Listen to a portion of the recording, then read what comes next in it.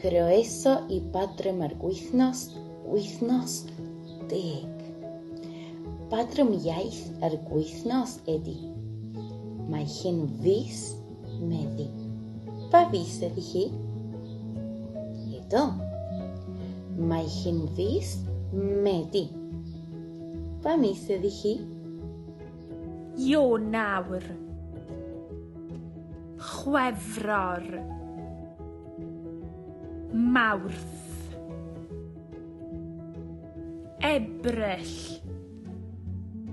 Mai, Mehefin, Gorffennaf, Awst, Medi, Hydref, Tachwedd, Rhagfyr,